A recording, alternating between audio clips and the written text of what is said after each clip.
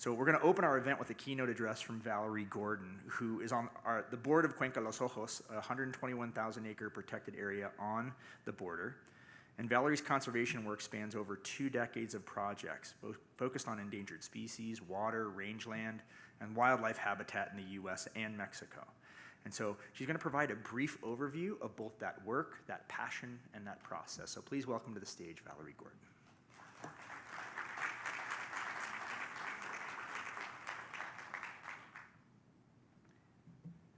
Good morning and welcome, everyone.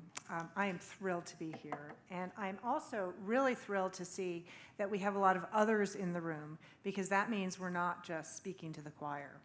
So I get the special opportunity to introduce and define how we look at transboundary conservation in the borderlands. And so this is going to be a terrific couple of days. The list of speakers, as you've heard, is fantastic.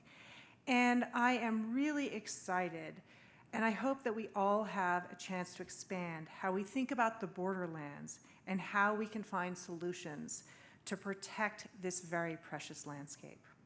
So on a personal level, as you heard, the southern border of the US and Mexico is very dear to me through my work with Cuenca Los Ojos, which I call Cuenca, so just don't get confused by that.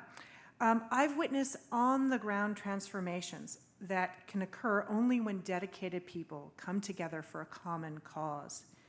In that spirit, I would like to thank and acknowledge my mother, Valerie Clark, without whom the idea of Cuenca Los Ojos and so many other organizations that came out of Cuenca Los Ojos wouldn't exist. So thank you, Mom, if you're out there listening. So let me start with a very general overview of our US-Mexico border. It stretches almost 2,000 miles along the states in the US of California and Arizona, New Mexico, and Texas. And to the south, we have our sister states of Baja California, Sonora, Chihuahua, Nuevo León, Coahuila, and Tamaulipas. There are 24 US tribes that grace the border, 5 indigenous Mexican communities, and many religious faiths, including Mormon, Mennonite, Catholic, among others.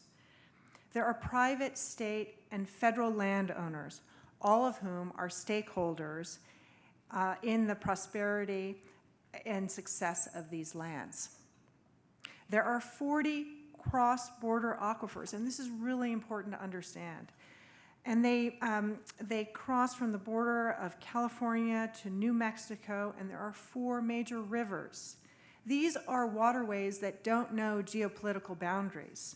The Santa Cruz River, the Colorado River, the San Pedro River, which is the last undammed river in the Southwest, and of course, the Rio Grande. And there are many other creeks and draws and washes.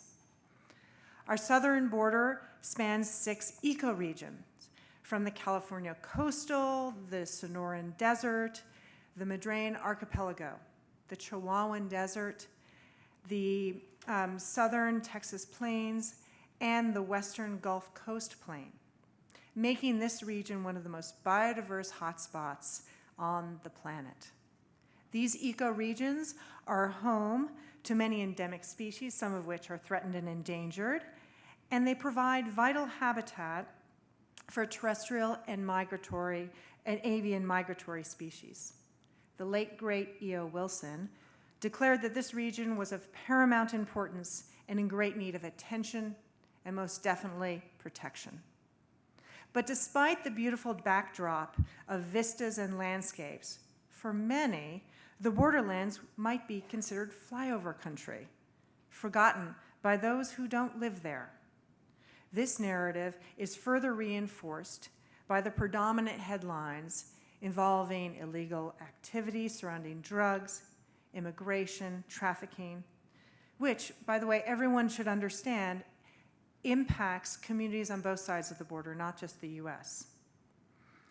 The challenge is that these issues are real and require solutions, but they are part of a much broader, a much richer border narrative of people and communities who have lived and worked together for generations to build lives in these lands. I would like to salute the Salazar Center for taking this discussion on of how to protect this vital shared landscape. I believe we will see that there is not a one-size-fits-all answer, but rather a holistic, multifaceted approach is required to address this very question.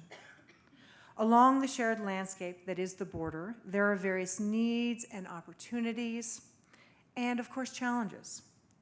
While there are vast stretches of wilderness where there is no light pollution, there are rugged areas that are perfect for wildlife corridors, and there are wetlands that support species on their north-south migratory routes.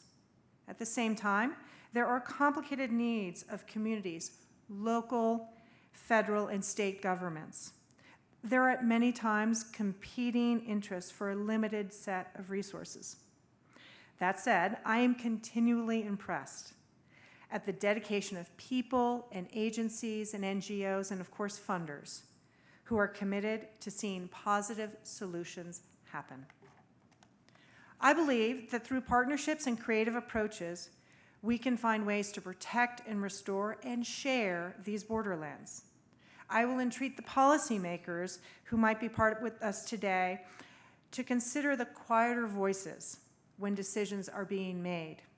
I believe that a borderlands where all species can live with dignity and respect is possible. Over the next 2 days, I invite you, those familiar and those perhaps less familiar with the US-Mexico border, to reframe the narrative as we know it, to recognize that there are actually more than just two sides to this border.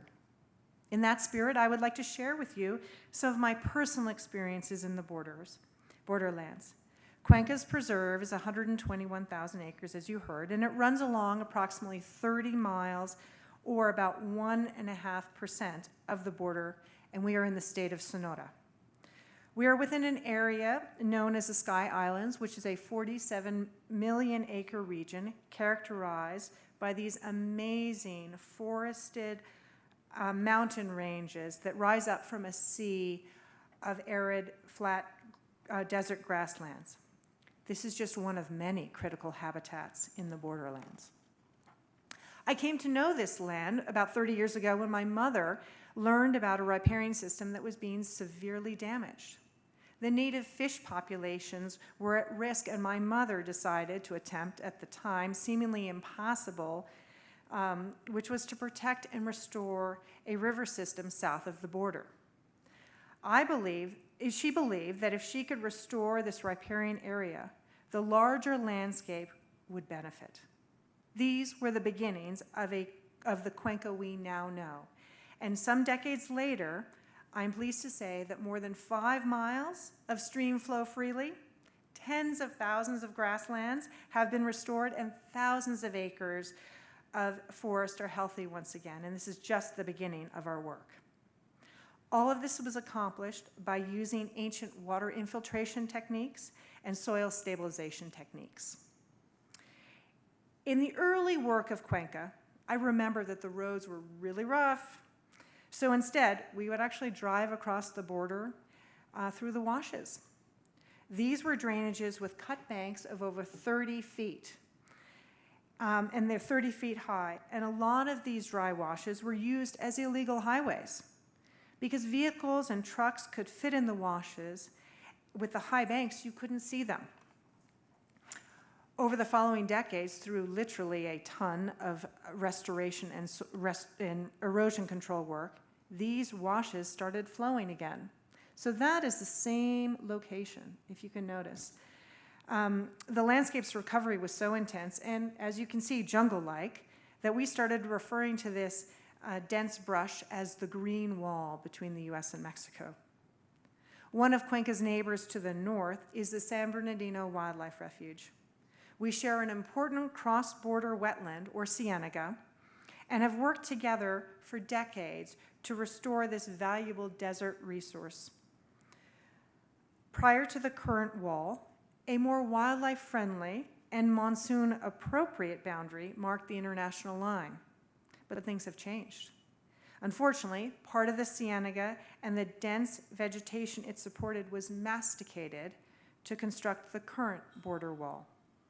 The wall cut off vital refuge water supplies for animals that would cross back and forth from Mexico, and required Cuenca to rehabilitate old wells in Mexico to provide alternative water sources.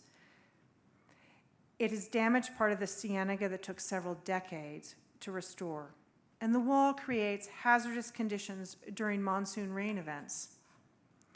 For the last 2 monsoon seasons, Customs and Border Patrol has opened the floodwater gates that are placed in the washes and draws. We believe this is a good step in the right direction, and we look forward to future dialogue with Customs and Border Patrol on new strategies that balance security issues with water and wildlife issues. Later in the symposium, you will hear from Dinah Bear about some potential cross-border collaborative parks where open space can be shared between countries. I believe that another opportunity for sharing open space is between the privately protected area of Cuenca and the refuge. Because, see, this land has been managed with joint goals in mind and has been a rich refuge for endemic wildlife and migratory species. I would like to appeal to everyone present and those listening to consider advocating for restoring an open area for wildlife, wetland habitat, and water flow in this part of the Borderlands. Thank you.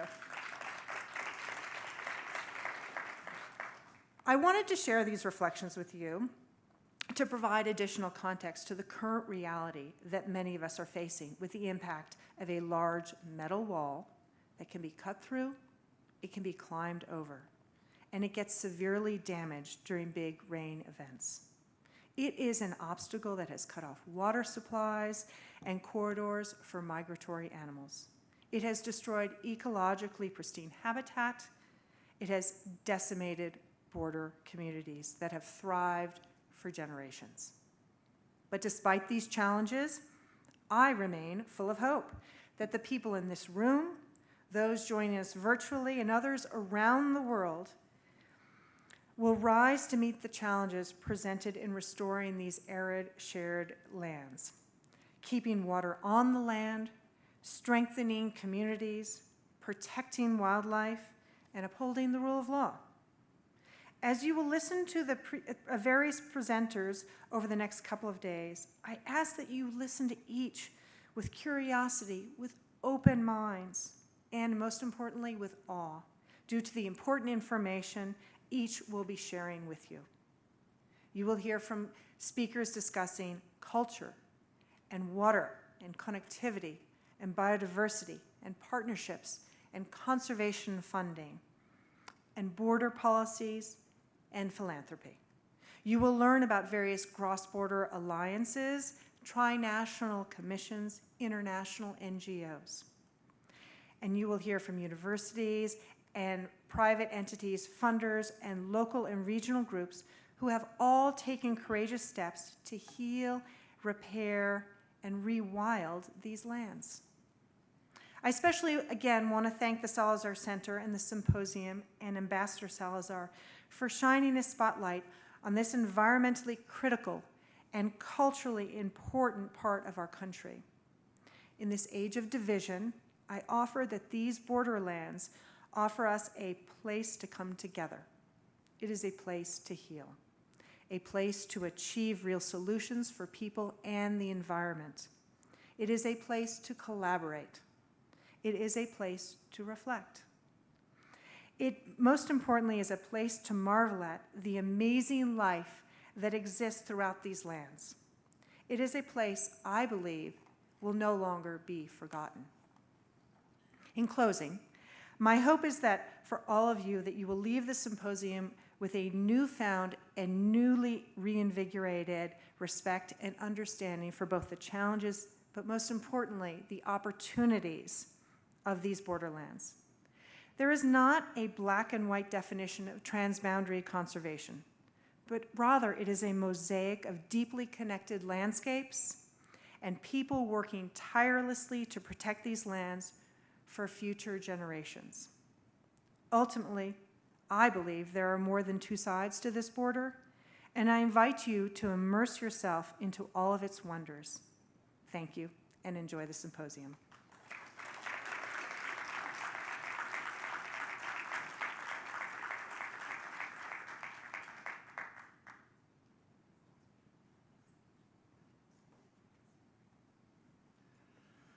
What a fantastic way to kick us off. Thank you so much, Valerie. So now we're going to deepen this conversation a little bit, and I'd like to invite one of my colleagues on the advisory board up, Teresa Martinez, who's the executive director of the Continental Divide Trail Coalition from Santa Fe, New Mexico, to kick off our panel.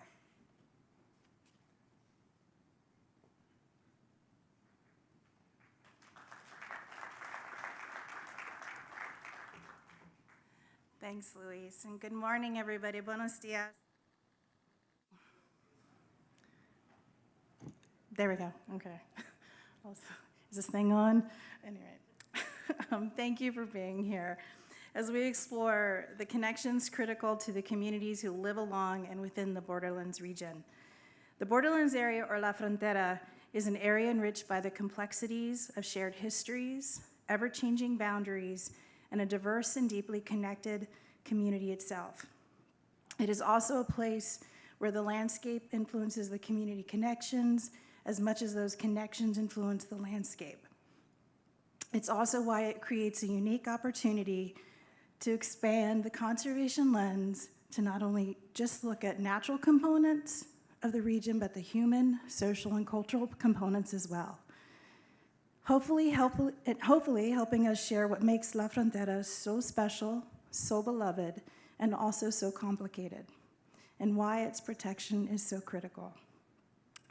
Our speakers today, we're joined by three speakers. Our Verlon Jose is the governor of the traditional O'odham leaders of Mexico and is an enrolled member of the Tohono O'odham Nation of southern Arizona and is from the border region of the Sonoran Desert. Verlon is a community leader whose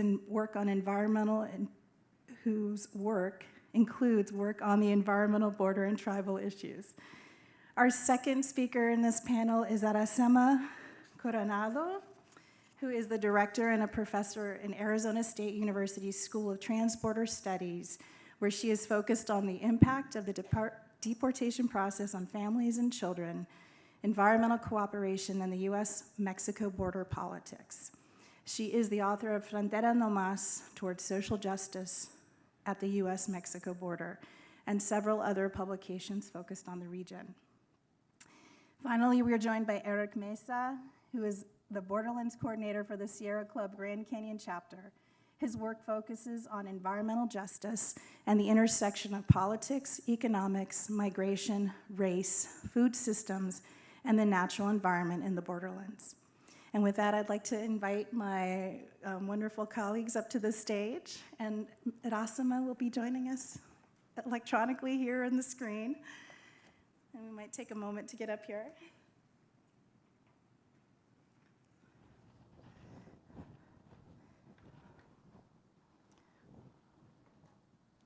Come on up.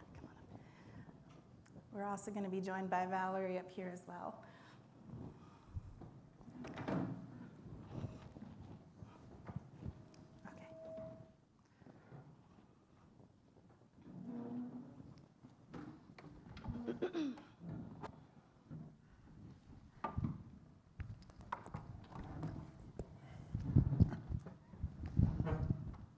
And I think we're going to start with Verlon, if you would like to share some words and introduce yourself. Skook Sirdem was it you muy mani chigi Verlon Jose and go hamjik I'm in Tohono O'odham Nation. Good morning, everyone. My name is Verlon Jose. I come from southern Arizona, northern New Mexico, and wherever the eagle flies, that's our Aboriginal territories. We really don't see boundaries in our view. It's wherever the Creator has given us these lands to survive on. Like the chairman mentioned, the migratory patterns of the indigenous people go far and beyond on what little areas that we have today. The Tohono O'odham Nation in northern Arizona is 2.8 million acres small. 2.8 million acres small because our Aboriginal lands come from northern Sonora all the way to central Arizona, from the San Pedro River on the east to the Rio Colorado on the west, the Sea of Cortez. That is the footprint of the O'odham. Footprint of the O'odham, the Tohono O'odham. Tohono is desert, O'odham is people. It is other governments and other societies that has divided us to try to conquer us, but we will never be conquered until the last breath of the last autumn is taken. Thank you to the Cellular Arts Center, the university, and all of you out there that do the work that you do. When we talk about conservation, I wanted to reflect on what the chairman said about students, about bringing them back into here. Because when we talk about conservation, we think about the land and conserving the land and so forth. What about conservation of the people? What about teaching those historical practices and traits of conservation that aren't being taught? Because those are the things that the Creator has given us. Those are the things that have been practiced that are fail-proof because we've been doing them for so long. And those are the things that we do on the border. We've been taught to every stick and stone is sacred. Everything is sacred. Our border, 62 miles of international border on the Tohono O'odham Nation, there is no human wall. There is a vehicle barrier. And we fought hard to have that, and we even agreed to a vehicle barrier because of the circumstances at the time. So when you come to the Tohono O'odham Nation, and you're welcome to come to the Tohono O'odham Nation to look at that, you'll see what we do and what we continue to do since over 160 some years ago when somebody had this great idea to buy part of Mexico.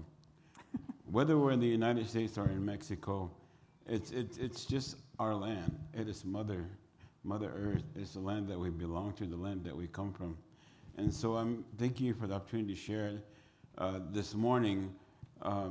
Transboundary conservation is within all of us, from birth to death, because we're the ones who are destroying ourselves, right? We're the ones who are in. I'm not opposed to development, but I am opposed to development in all the wrong ways. And for $30 billion or so that was spent on building this wall, take a look at it now. Tell me if it's working. Only if they listen to people like you guys and the people that are out there and the speakers before that talked about this. Those are your taxpayer dollars. Those are our taxpayer dollars that are there.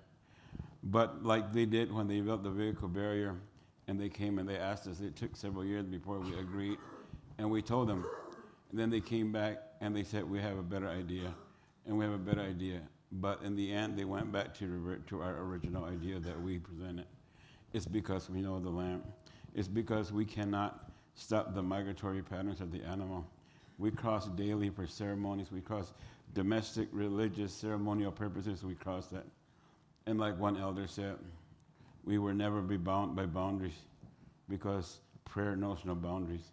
And so my prayer continually every day is to pray for conservation not only of the land but of the people, that we may continue to practice our cultures and our traditions, no matter where we're at, no matter what is around us, no matter what's in front of us, that we continue to do that, no matter where we're at on this Mother Earth.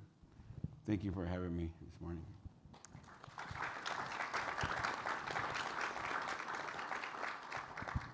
Thank you, Verlon. And now we're going to go to Irasema Coronado. Let's see here.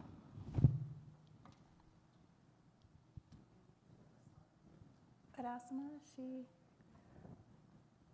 Good morning. Thank you so much for the invitation to be here today.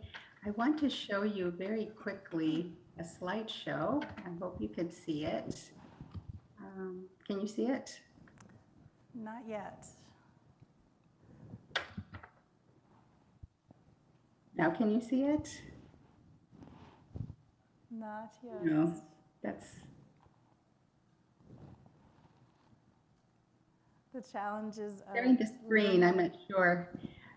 But there we go. I think we are... Okay, great. So thank you very much to the Salazar Center for inviting me to be a part of this panel today. I'm Irasema Coronado, Director and Professor at the School of Transborder Studies at Arizona State University, and I'm a political scientist by training. I grew up in Nogales, Arizona, which is a very binational, bilingual, bicultural community. And so I truly appreciate the efforts of everyone here today in protecting the border environment. I do want to recruit students. We have very unique programs in our school, and we have a bachelor's, master's, and PhD student in Transborder Studies, and so we're always recruiting students, and I need to put that plug in today. I want to congratulate and thank everyone for inviting me, and especially the organizers. Jennifer, thank you so much for your attention. I want to take a moment to thank the people working behind the scenes, people that made the travel arrangements, people that put the technology together, that are making this possible, and the technical support team, especially the audience, and to every one of you. So let's give them all a round of applause, because they have really done a lot of heavy lifting and bringing us together, and that's very much appreciated. I would like to acknowledge the history of the region. This was indigenous, Spanish, Mexican, and it's now the United States. I'm going to show you some maps, because these maps are very important in understanding the history of our region. I talk to my students and tell them where we are sitting today in class, this used to be indigenous, this used to be Spanish, this used to be Mexican, and some of them don't really believe it. They think that everything happened when the United States was created. So here's a map of indigenous peoples of North America.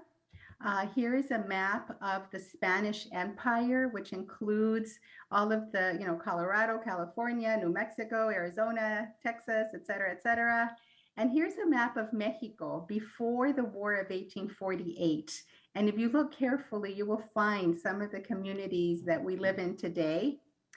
Here's a map of, from the Mexican perspective, what Mexico used to look like before the War of 1848.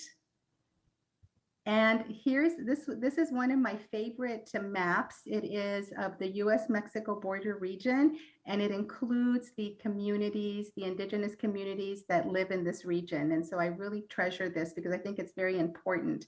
And I truly appreciate the comments that have been made by our indigenous brothers today. These are the Tohono O'odham lands, the traditional lands. And then here you have the blue dots are the communities in Mexico, and the orange color is the reservation today. This is a beautiful area that inspires me every day to continue to work to protect the border environment.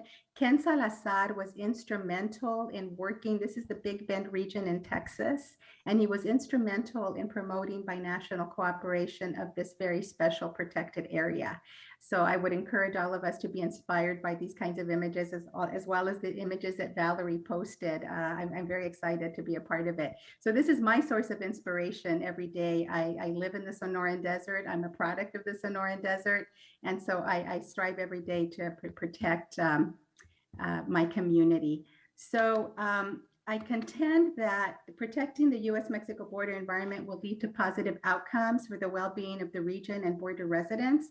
And key to this is binational cooperations, because I contend that binational problems require binational solutions, and we need to work together. And we need cross-border cooperation at all levels of government, local, county, municipalities, municipios, states.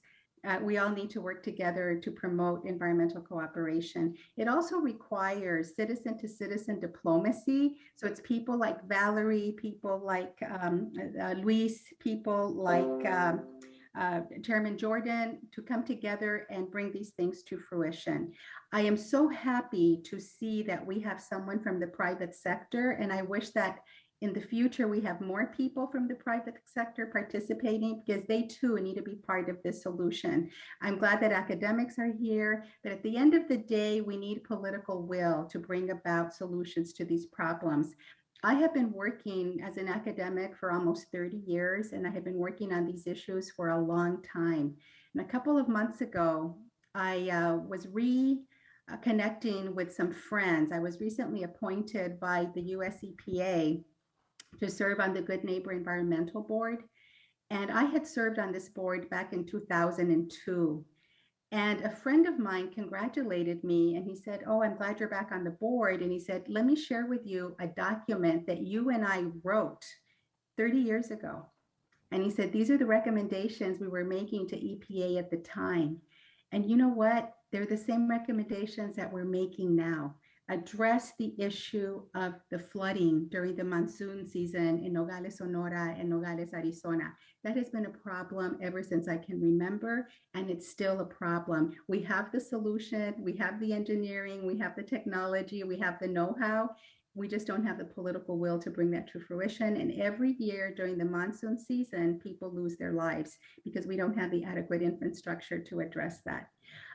Air quality. I lived in El Paso, Texas for 20 years. I was a professor at the University of Texas prior to my arrival here at Arizona State University.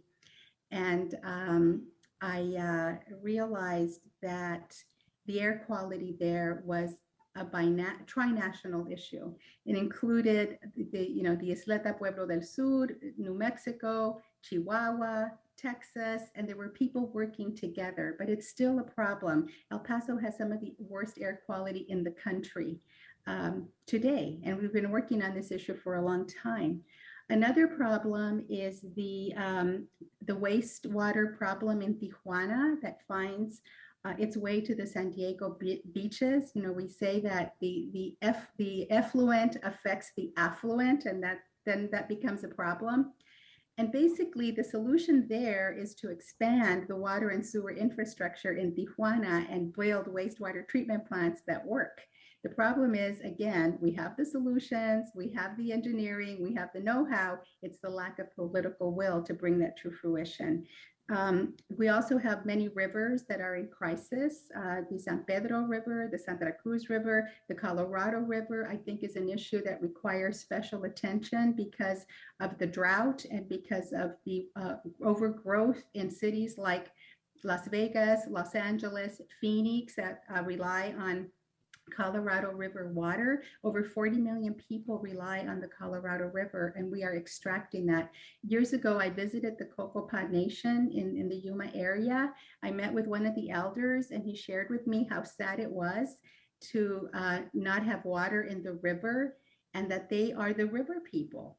And that it's sad to teach their children and their grandchildren the genesis of their community because they are the river people when there's no water. And it's like something that we need to address.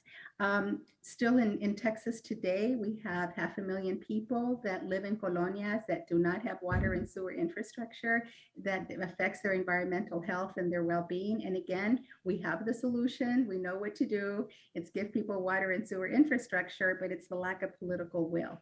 The Navajo Reservation here in Arizona, and we are home to 22 federally recognized tribes here in the state.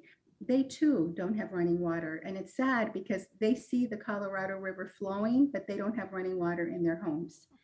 The US and Mexico have a plethora of agreements. We have institutions. At one point for 3 years, from 2012 to 2015, I was the executive director of the Commission for North America Environmental Cooperation, the Commission for Environmental Cooperation, which is headquartered in Montreal. And I think we were able to do some work. We move the needle a little bit, but we haven't been able to fully address all of the problems that we need to address trinationally. And people ask me all the time, is the border environment better off? It is. In some areas, we've made progress. In some areas, people do have some solutions to their environmental problems. But now with climate change, with extreme droughts, with floodings, with fires, with the ravages of the Trump administration dismantling the EPA and not enforcing environmental laws, and of course, the negative impact of the border wall, we still have a lot of work to do. So on the border, we need binational solutions to binational problems at all levels of government. We need to come together, industry, citizens, students, NGOs, and of course, all of us to bring about the changes that we need. I want to congratulate everyone for being here today.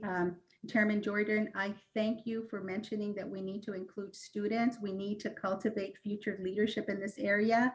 I charge all of my colleagues at universities to include students to work with summer programs, to invite young people to come to campus. I run a program. It's called the Migratory Student Summer Program. It's for children of migrant farm workers. We had a STEM program this summer, and it is inspirational. It does change people's lives. But we as scientists and as researchers, we need to start cultivating future leaders.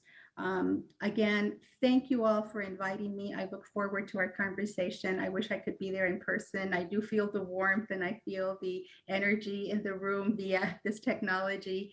And again, I appreciate the kind invitation to speak to you today.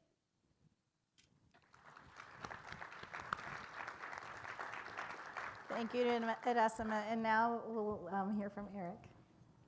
Thank you. Does it sound? Yeah, okay. All right.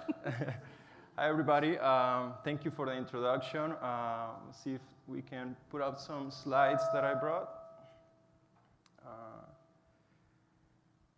All right. There we go. Yeah, it's me again.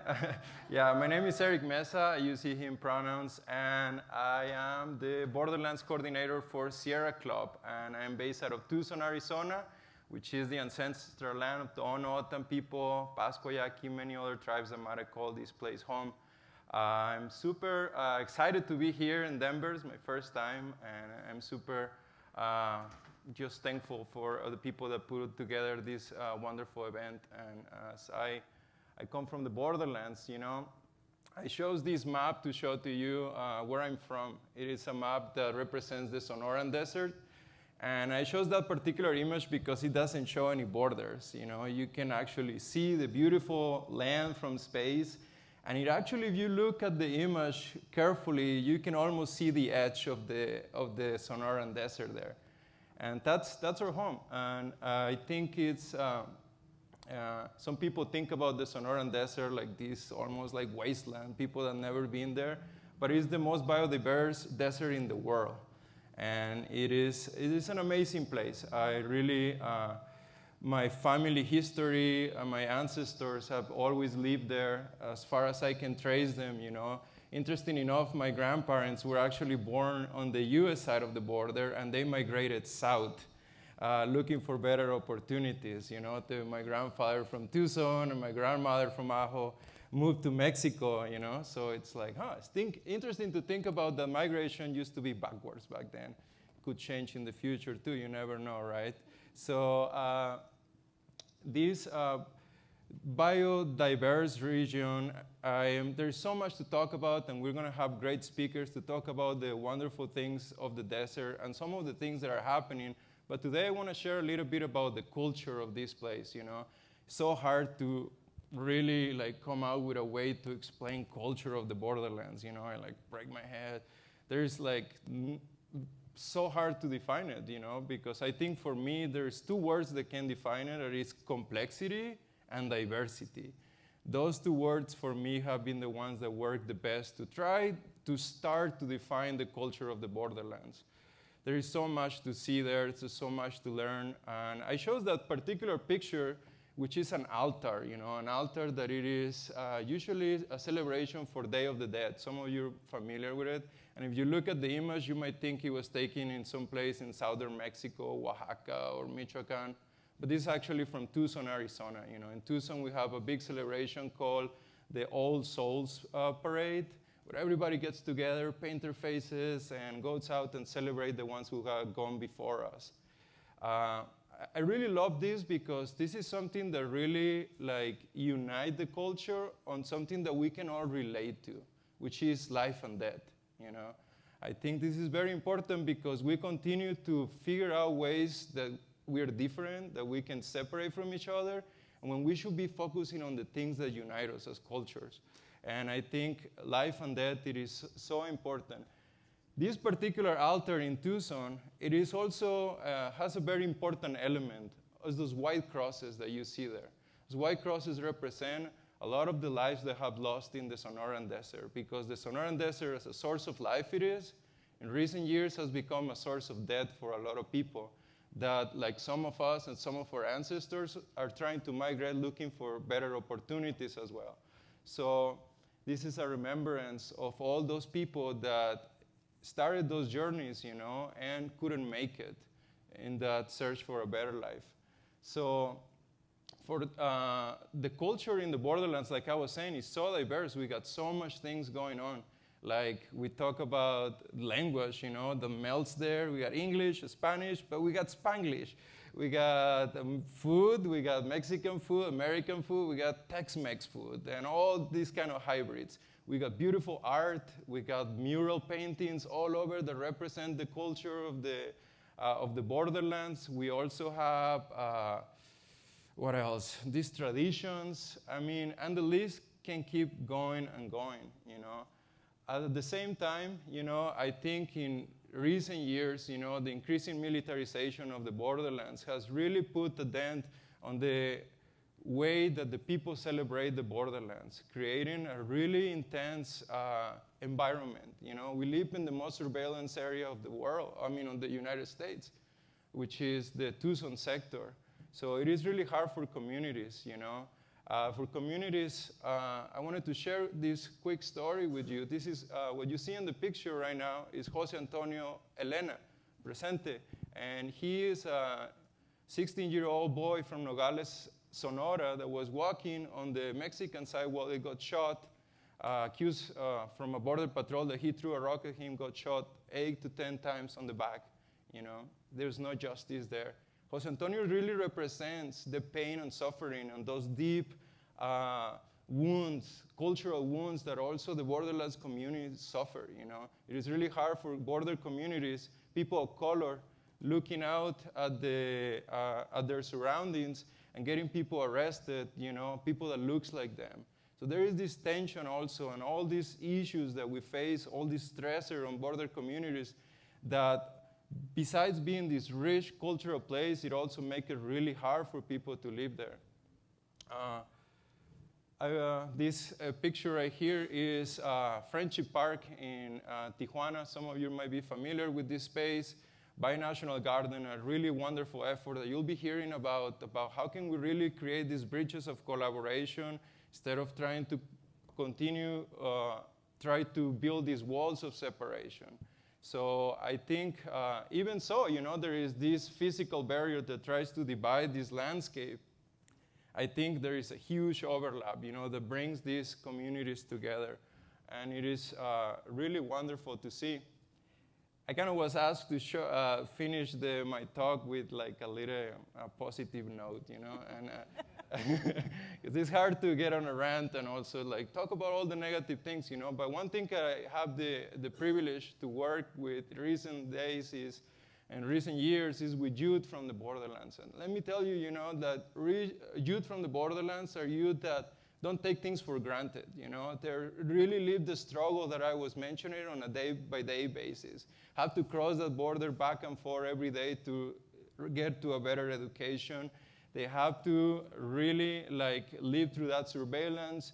They have to see those arrests happening nearby. They have seen the death of their peers. So I think this is really important, you know, to really support them, you know. Recently I was giving a talk and one of them says like, "Sir, is it true that my generation are the ones who are going to be doing the big change?" It really struck me, you know, because he says like, wow, you know, like we're passing along and really we're putting a lot of pressure on these kids, you know, like first of all, I like to apologize to all the kids, you know, because I see as an adult, as an older generation, and I wish I would have done more so we don't hand them this big mess, you know. They should be honestly having a better experience on their lives, you know. But yeah, I just want to say to the youth, you know, and I want to encourage everybody to continue to work with those younger generations because even so, they're going to be the ones making the big change. They should not be doing it alone, you know. It should be doing with all of us together. So thank you so much for having me here. If you guys want to talk more about it, you know, we'll see each other around. Thank you.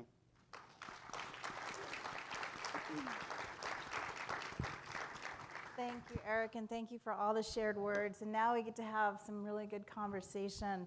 So I'm hoping Irasema can show back up on screen over there. So I'm going to start with the first question, which is for many people, as you've heard, there's a lot of ideas or images that they may associate with the borderland region.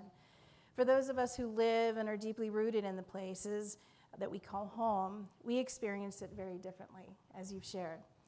And it's not what most people expect.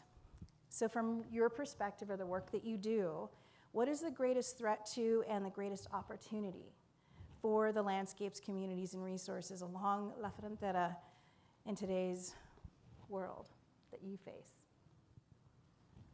I think, yeah, we'll start here and we'll go then. Great.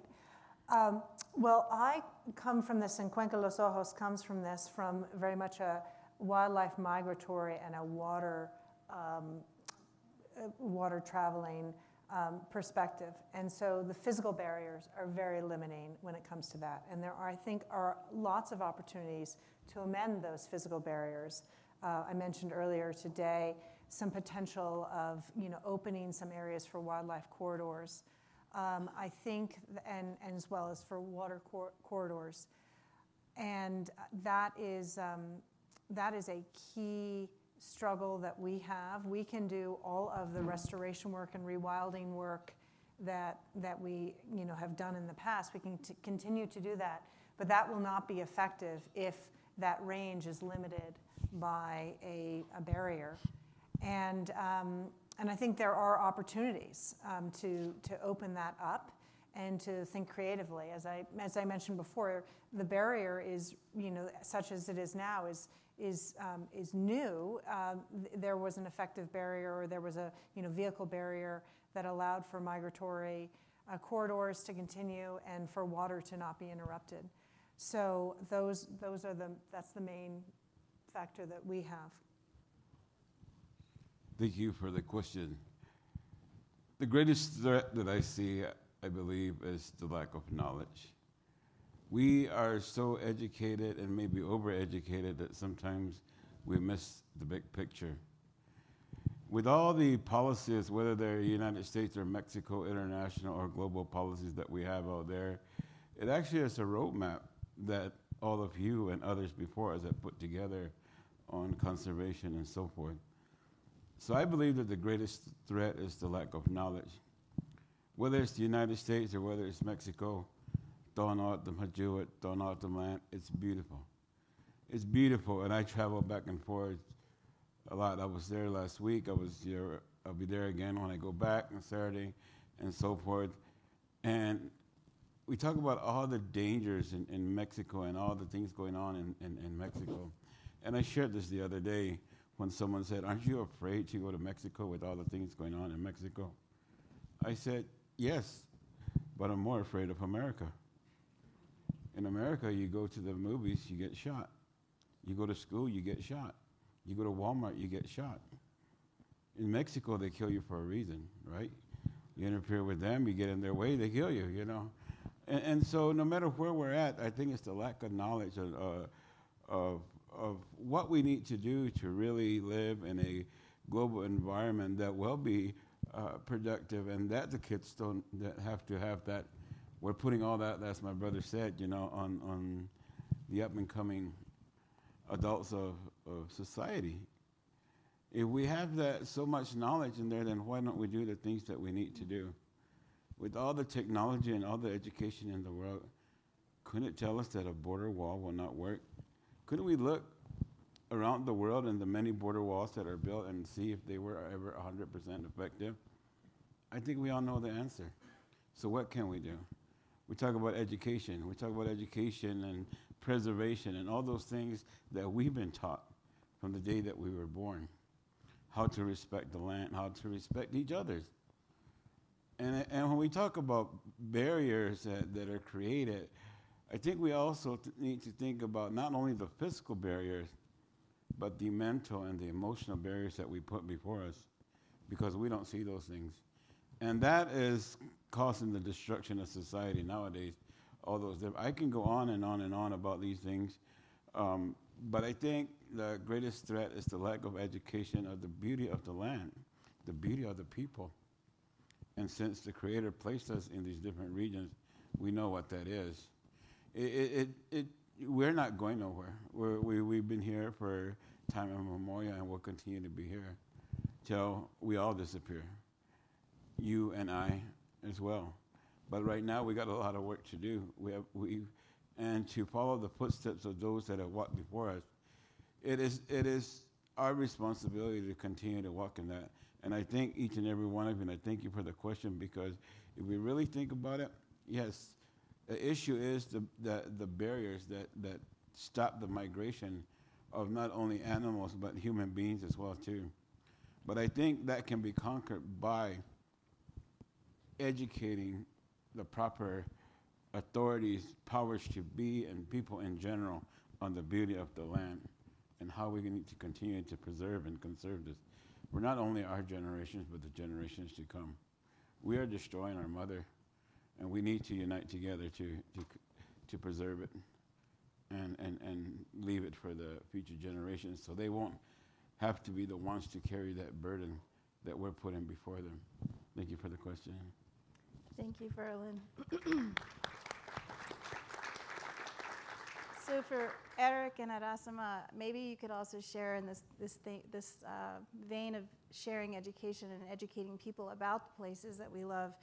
What is one misrepresentation you would like to share that to help people know that the border isn't what they see on TV or what they read about in the papers? What are those beautiful things, that human component that is oftentimes left out of the conversation or the narrative around these regions?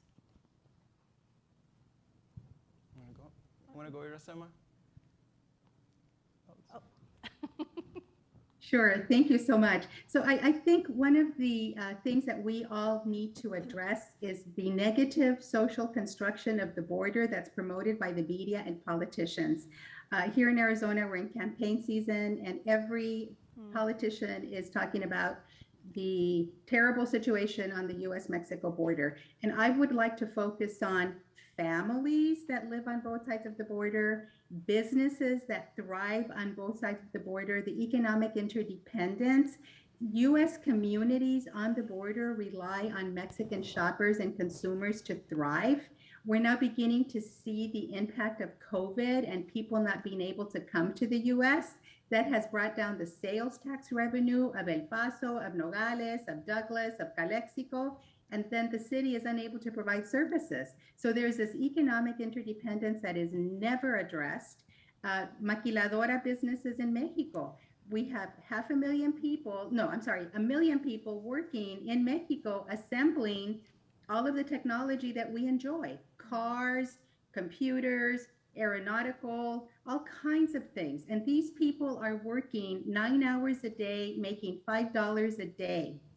And so, and for us to benefit, because we then get cheaper consumer goods. So therefore, we need to really highlight the economic interdependence, the family traditions, and the beauty of the region. You never see the images that we shared on TV. You see the migrant caravans, you see people coming across.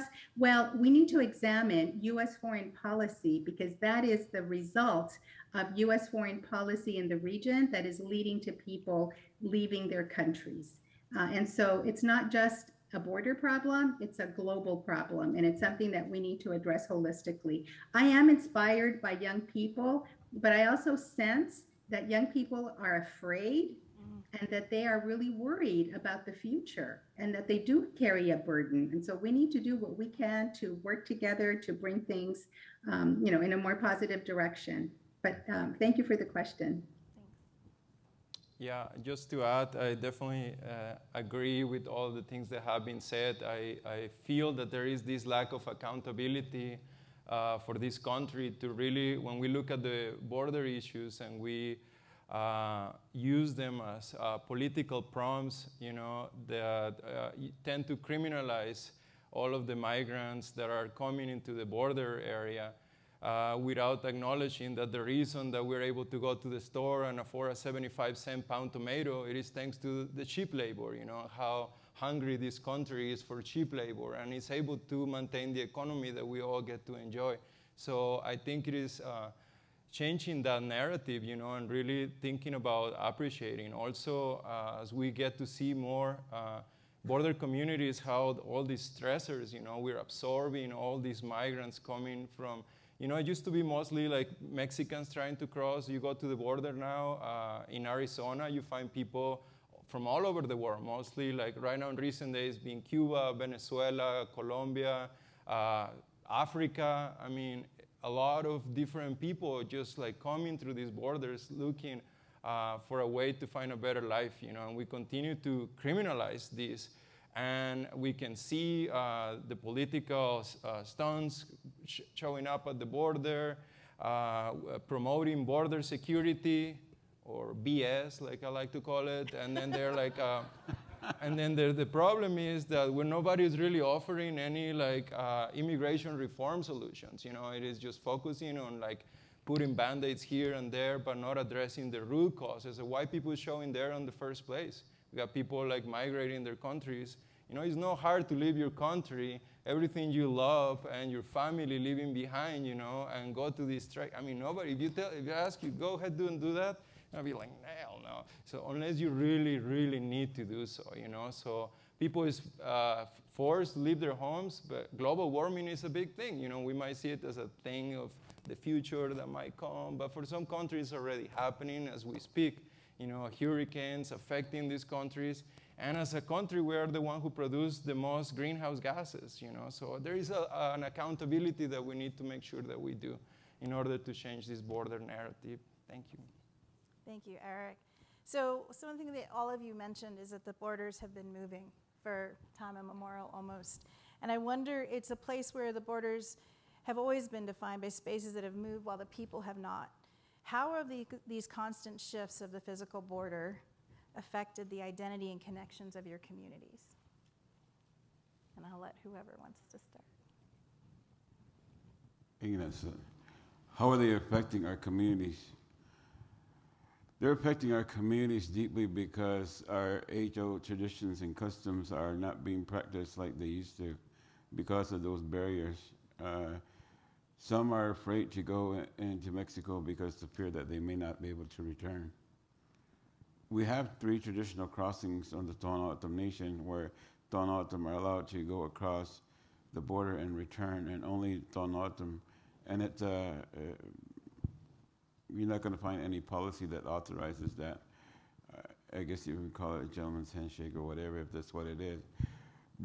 And if we come through any other area, then we are criminalized and we can be put in jail and prison for that.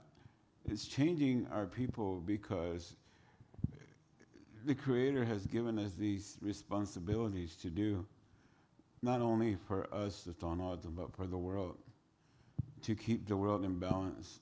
And an elder told me, whenever this ceremony stops, whenever this dance stops, so will the world. So it's our responsibility to do those, no matter what it takes for us to get to Mexico or the United States, but we have to do these things. And it's changing those things because it's a lack of education on those age-old traditions that are now coming. I'm not against technology. I have one right here. But how do we use that to educate our people? And there are some things in our cultures and our traditions that you just can't put on technology. A lot of this stuff, I come from a traditional family, and my son is a song carrier. He has hundreds and hundreds of songs, but you're not going to find them in a songbook. They're all right here, and they're all right here. And it's been passed down from generation to generation.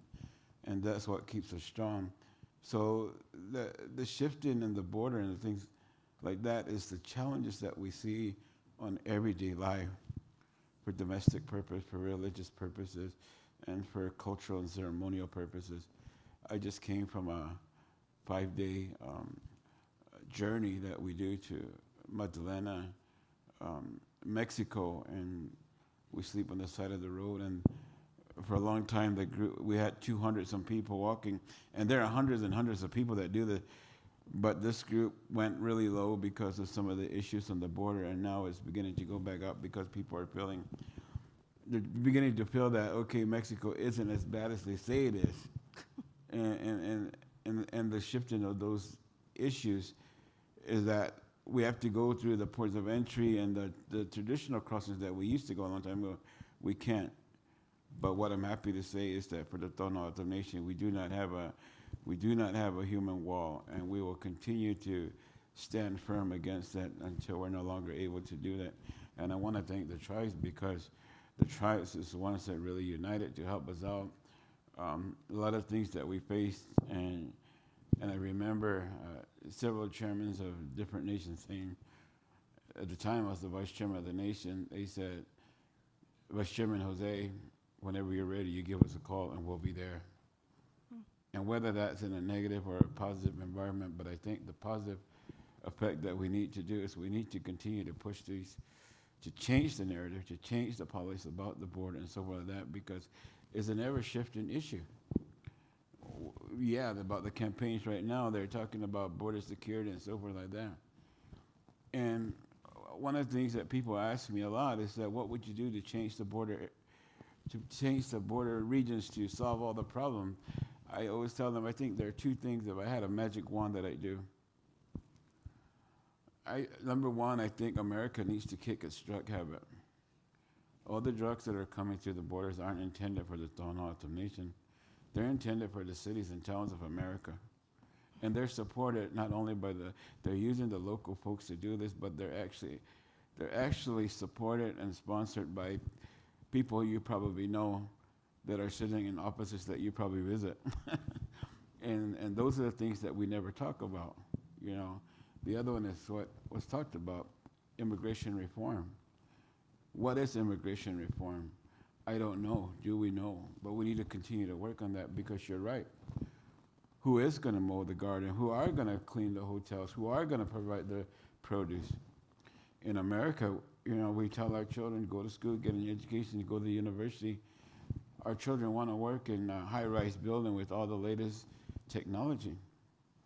And I think I have a lot of respect for every level of labor, but we're telling our children, go to school, get a high school diploma, go to the university, and go out and work in the fields, go out and work in the orchards, and pick apples and pick corn, and so forth like that. We're not telling our kids to do that. That is, I was fortunate enough that I begged my family to let me go to the cotton fields, because everybody else was leaving, nobody else was in town, so I wanted to go. And I thought that was the greatest job ever. Well, I was 13, I think, and I got like $80 a week, I think, and I thought I was the richest kid around. I wanted to do this for the rest of my life. And but anyway, but it taught me something. It taught me the value of a dollar and the value of hard work. And so we need to look at some of those things when we talk about the border areas, is that immigration reform, and America needs to kick its drug habit. And I don't even know that's not going to happen in my lifetime. But when we talk about these border issues, and someone said this, and it's a general thing, we want to clean up America. Well, why don't we start with our own houses? Why don't we start with our own cities and towns? We're spending so much money on building prisons and jails and so forth. Why shouldn't we be building rehabilitation centers? We continue to foster the drugs coming into America because we want to keep a certain group of society at that level. And that's what we want to do. We want to extinguish that group of people. And so we continue to support those things on a bigger level. There's a lot of unknowns that are not talked about in mainstream media. When you start to look at it and peel the layers apart, and you find out who's all behind all this, you would be surprised if you don't know already. Thank you. Thank you. Thank you, Verlon. Irasema, or I don't know if anyone else wanted to respond to that question as well, or any other. The hardening and the militarization of the U.S.-Mexico border has affected family unity across the border. Families can no longer visit as often as they'd like, cannot share in celebrations. You know, during COVID, many people in the United States could not attend or visit their family. Many of them passed away. They couldn't attend the services. Very difficult. The militarization has been very difficult for everyone. The other thing that's important that's very seldom talked about is the binational economy, and how many people in the United States rely on Mexican doctors, Mexican pharmaceuticals, Mexican services for their well-being. If they could not buy their insulin in Mexico, if they could not buy their high blood pressure medication in Mexico, these people would be worse off because they don't have insurance in the United States, they don't qualify for social services. And so that's something that you never talk about, how the Mexican economy helps to subsidize people in the United States. Many people in the United States go to the Mexican grocery store and buy certain things that are cheaper and that are more culturally appropriate. And likewise, you have many Mexicans that come to the United States and consume in shopping malls and go to our grocery stores as well. So there is this binational economy. And when you have this hardening and militarization of the border, it puts a damper on that. And then people become more distant, there's less trust. And then everyone is capitalizing on this, border security industrial complex. It's by building prisons. The prison industry is making a lot of money on this. And so it's something that we need to look and we need to change that narrative. I'm very hopeful that non-governmental organizations have a resurgence on the border. Back in the 90s, we had a lot of activity because it was at the height of NAFTA and a lot of NGOs were doing great work. Nowadays, it's hard and it's difficult to get NGOs to work together because of the militarization and the hardening of the border. Technology is useful, but it's necessary but not sufficient to bring about the kind of change we want to see in our region. Thank you. So Cuenca, again, comes from the perspective of the wildlife and the water, and the wildlife and water are hugely affected. And you know, we're affected not just by the actual border itself, but by all the land uses that have contributed to global warming that are affecting the water patterns. I mentioned in my talk earlier about the ciénaga, this large ciénaga that was reduced to about 15% of its original size back in the 80s and 90s. You know, over a period of 150 years, it had really desiccated. And this is a vital stopover point for species that, you know, don't have a say. They don't understand that there is, you know, a geopolitical issue going on. And so I really believe that in addition to the important cultural and socio-political issues, that we've got to consider those species that live there that don't vote, that don't have a voice. And yet I think by healing on all levels, you know, we can you know, provide solutions that would benefit everyone. So looking at the water, looking at you know, the work that we do in Mexico is to help create that sponge that not only provides for water, but a cooling of the environment. And I think we have seen at Cuenca some great solutions, and they need to be adopted in a larger area. Thank you. And I want to keep the conversation moving around in this space of that. I think there's a lot of binational conversations that could be had, and I think on the one side, many people who live in the region talk about it also being not just the worst of both places, but the best of both places.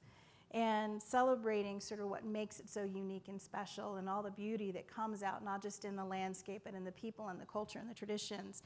And I wonder if you all could respond to sort of what is at risk in losing if we're not protecting this place, not just from the landscape or addressing the wall issues, but from the communities that live in this region. What is at risk at being lost if we don't do our work to protect these places? Oh, go ahead. Go ahead. We're at risk of losing society. We're at risk of losing people, our family, our communities, and so forth. When I go back, I'm going back to Mexico for this run that's happening. And actually, there's a group from here in Denver that's actually going down there to participate and help this run, because we're trying to bring back to the communities, because there's nothing there for the children. And so all they do is drugs and alcohol and whatever else in Mexico. But it's a beautiful community. And one of the things I will say about I travel back and forth, and my son and I say this, is like when we go to Mexico, we feel more relaxed. We feel more at ease. We feel like we're more at home than our homes in the United States. There's so much going on here in the United States, you know. But when we go to Mexico, and one thing that they're proud of where they live. And someone told me, go ahead, build that wall. I don't want to go to the United States. I want to stay here in Mexico. You're right, there are people from other areas in there. What we're at risk of losing is that culture and those traditions of those societies that live along the border, whether it's north or whether it's south. And when we lose that, what do we have? Take a look at the cities and towns of America. I no disrespect, but we've lost those traditions and those cultures because we can't do some of those things. That's why we have the issues that we have today. Because I always tell people that if you aren't who you are, no matter where you come from, no matter wherever you originate from, you have to be proud of who you are. Isn't this America? Isn't this the melting pot? You know, we could go back and say this was originally Indian country. It was, or Native American country, whatever you want to call it. The Tohono O'odham have always accepted people with open arms. We accepted the church, we fought the church, we accepted the church again, we burnt down the churches, and we accepted the church again. 500 years of history of Tohono O'odham. And I just got through finishing a 5-day pilgrimage for religious purposes. But it's about acceptance. It's about accepting those things and building upon those things. And that's the fear of losing some of those things with all these impacts on the border. Thank you very much. Thank you. And then I will just ask each of you to share maybe really quick one thought, and then we'll wrap up this panel and get on to, I don't think we have room for questions outside of this, but maybe just real quick. We'll start with Irasema and we'll come this way. Thank you very much. I'm going to tell you a story that I tell my students. It's a legend. The forest is on fire and the animals are running for their lives, and this lion and hummingbird are running in tandem, and the hummingbird keeps coming and going, and the lion says, "Hummingbird, you need to fly away because you're going to get burned by this fire." And the hummingbird said, "No." He said, he said, "Well, what are you doing?" He said, "What are you doing, hummingbird?" And hummingbird says, "Well, I'm going to get water to put out the fire." And he said, "Well, how much water can you carry in your little beak?" He said, "Well, I'm doing my part." And I think all of us need to do our part, small, large, whatever. We live in a society, capitalism is good. I just wish capitalism was more humane. Right now, trade comes and goes. There's no stoppage of all of the goods that are manufactured between the US and Mexico and Canada. That is flourishing. And what's being affected is family unity and our binational, bilingual, bicultural way of life, which I love and I would love to preserve. And thank you very much again for the opportunity. I am at your service. I am here to help you. Please reach out to me at Arizona State University. I want to be part of the solution. Thank you. And I want to do my part too. Erick? Thank you. Yeah, I often ask people, it's like, if you could define your experience in the borderlands with one word, what word would that be? And people are like, when people start thinking, and when they answer, people that doesn't live on the borderlands usually tends to say words that kind of like are on the negative side. There is a lot of negativity around the narrative of the borderlands. But when you ask somebody that is actually from the borderlands, the answers are different. You find things like culture, tradition, family, all of these things, And I'm not going to say that there are no bad things happening in the borderlands. We all know, but that's where, like Verlon was mentioning, it's like really deep layers of complexity that are affecting our borderlands region. Wonderful place. And I just want to say that it is super important at this point of life that we continue to elevate people from the borderlands, their voices, the voices. So people get started on the borderlands that other people that doesn't even live there keep taking the decisions for them. Politicians in other states are taking the big calls, big shots in the border, and I don't think that's the proper thing for us to do. We need to hear people from the border, elevate their voices, indigenous people, the original caretakers of the land, as we continue to learn and from them, and hopefully we can move forward in a better way in the borderlands region. Thank you. Thank you. Oh, I'll go to Verlon. Oh, sorry. One last thought I'd like to say is that I think that if we're preaching to the choir because you're here because you have a specific interest, there's so much more out there that we need to continue to do. So let us not only preach to the choir, but let's sing our song loud. Let's sing our song loud and beat that drum very loud so that others can hear. Because thank you to the sponsors of this event, I probably wouldn't have been able to afford coming here. I almost couldn't check in the hotel because I didn't have $100 to put deposit down. But anyway, thank you to the powers to be. But we need to continue to do this, and thank you to the Cellular Center and so on the university. But we need to make this go out there and sing this song of conservation and protection and unification louder and be inclusive of more, because the answers that we're looking for are right in front of us. And sometimes we tend to seem to talk to each other, and I've seen a lot of you on Zoom and so forth. So my last thought, let's continue to sing our song. Sing it loud and let that drum beat loud across Mother Earth. Thank you. Joshua Simwaga. The borderlands is an incredibly resilient place, and we have seen at Cuenca Los Ojos that making small changes to restore habitat has a domino, a butterfly effect, if you will. And it is vital to look at the water and restoring local water systems, because that also has a multiplying effect across not just our specific footprint, but to our neighbors and to the region in general. And that each of these systems supports the one next to it and above it. And if we lose any one of those systems, let's say we lose pollinators, it has a catastrophic effect that would be very, very difficult to come back from. We're not past the tipping point yet in some of these areas, and I think it's vital that we continue to act now, recognize the resiliency, and work to facilitate the resiliency and the restoration and protection of this area. Right. Thank you. Thank you, everyone. Thank you to our panelists. Thank you, Irasema, and thank you all for being here. Thank you. Yeah.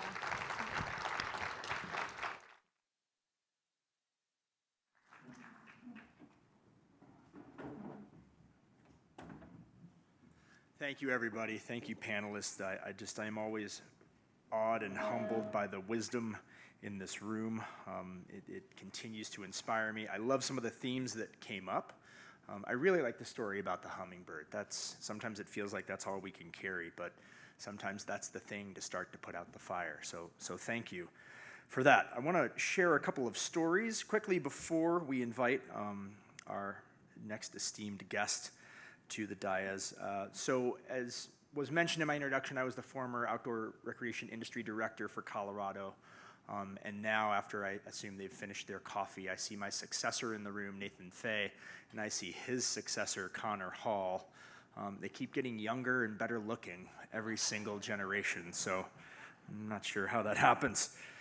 But I want to point that out in the sense that, industry pays attention to these conversations for the very simple reason that the products that the industry makes within the outdoor industry, if there are no rivers, no land, no terrain to recreate on, there is no $63 billion economy. This is something that is evident with a lot of the NGOs that are out there that partner with many people in this room, in this space. I'll tell a depressing and somewhat Kafkaesque, nightmarish story that recently happened to me. I was at a retreat for Protect Our Winners, which is a gathering of snow sport athletes focused on climate. This gathering was at a ski resort in Nevada, and due to the fires in California, it was just too bad air quality to camp outside. So I found myself on the second night of this gathering in my sleeping bag, sleeping under a rack of ski boots with a double mask because the air quality outside was not good enough to actually sleep under the stars. So if that moment of urgency is here and that opportunity to raise our voices collectively, I share this as not a story of tragedy, but as a call to action to remember there are other people out there like us, focused on different aspects of the conversation, but they are focused clearly in the same direction that we are. Find them, partner with them, reach out to them, because the conversation is worthwhile. So.